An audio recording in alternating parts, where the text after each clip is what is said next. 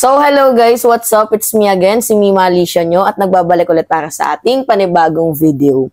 So, nung nabash, itong si Sara Duterte, mga minamahal, nung bago nga po sumapit, itong Halloween, nanahimik ang ating Vice Presidente. Hindi natin alam bakit nanahimik, pero siguro mukhang nagnilay-nilay ang ating Vice Presidente at napaisip siya, ba't ko ba ginawa yung mga bagay na yan?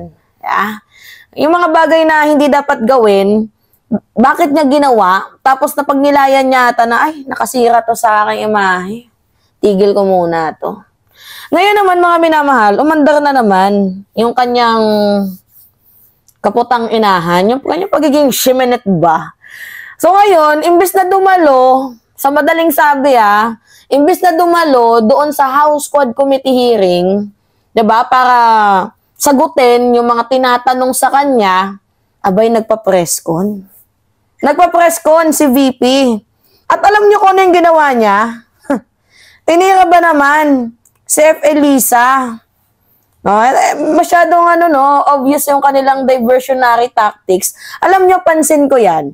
Itong si Sara Duterte, nung bago umalis sa Pilipinas papuntang Germany, ano yung ginawa niyang issue? Sige nga, ano yung ginawa niyang issue? Natatandaan niyo, di ba ginawa niya ng issue si Marbil about sa security? Yeah? Tapos nung umuwi ng Pilipinas, kasi alam na yun talaga yung itatanong sa kanya, bakit ka umalis? Binabagyo. Yeah, yun talaga yung obvious na itatanong sa kanya. Nakaisip ng paraan yung lola niyo. Ano yung ginawa? Filipinos deserve better. Ganun katindi. Sundan pa natin, pangalawa.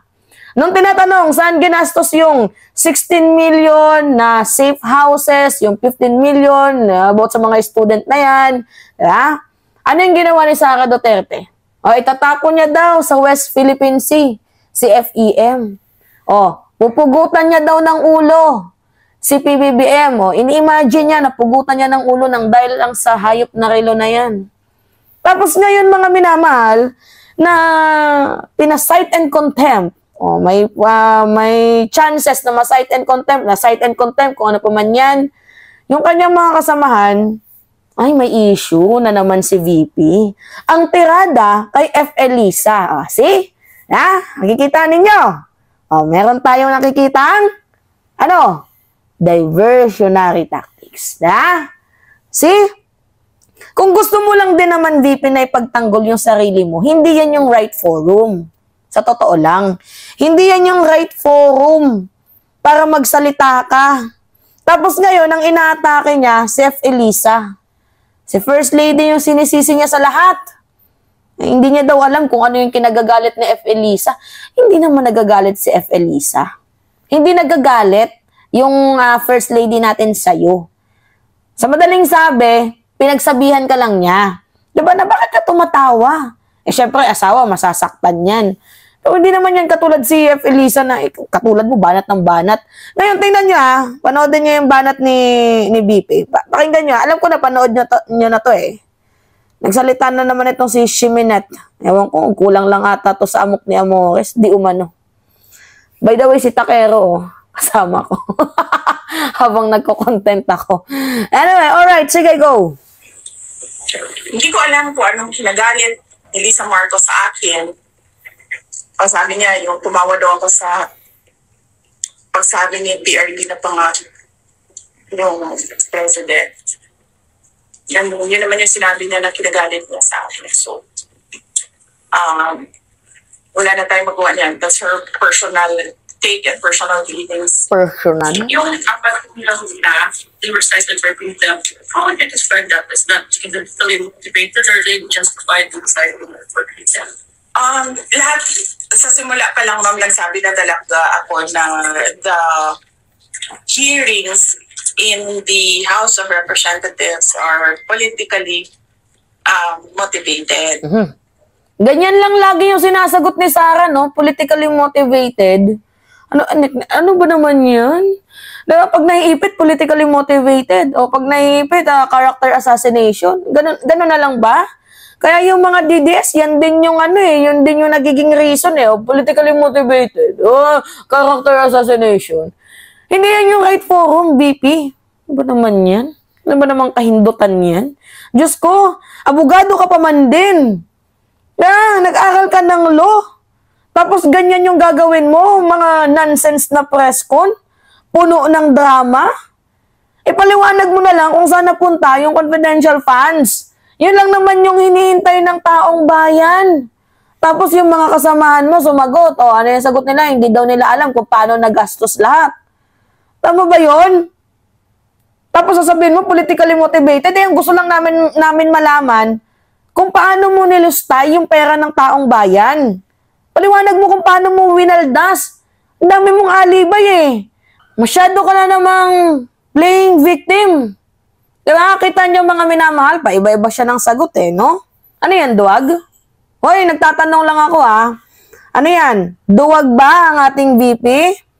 Hanggang presko na lang? Preskon lang matapang?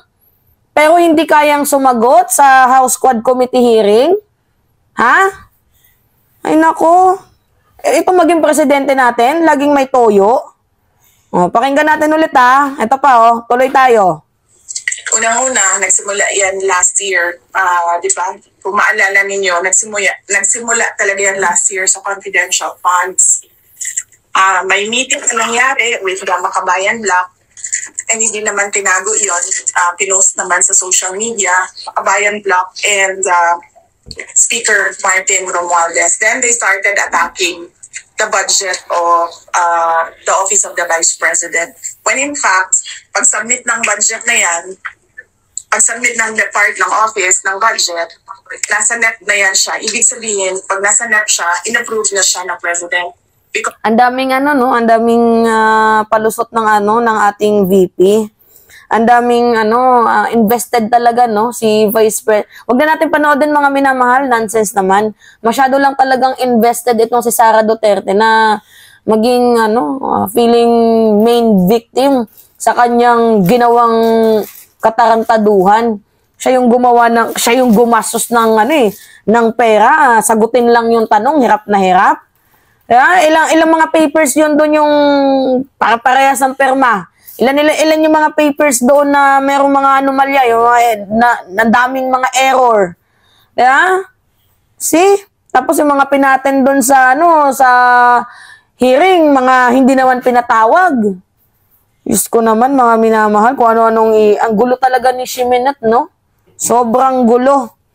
So, nung sinabi niya na wala daw ebidensya, mga minamahal, sa kanyang mga ginagawa, wala daw, sinabi niya yun sa interview, na wala daw raw evidence na mali ang kanyang ginagawa. Masyado naman siyang malinis. Masyadong malinis yung tingin niya sa sarili niya. Bakit hindi na lang siya dumalo doon sa House Quad Committee? Dapat ito magpakonsulta to sa espesyalista Lakas ng tama. Diba? Tinutuyo na naman yan, mga minamahal. Masyadong papansin. Ano pa kaya yung mukha na iharap mo sa taong bayan? Alright. Yun, mga minamahal, medyo kakastress lang, Ewan ko ba dito sa babaeng hitad na to? Ewan ko ba dyan? Diyos ko. So, yun, mga minamahal, kayo, ano yung masasabi ninyo? Comment nyo, babasahin ko yan. By the way, si Takero kasama ko. Kung hindi man yan makapag-content, abay dahil pagod na. Doon ako makain ako Makain siya. Sige. Papaalam muna ako, mga minamahal.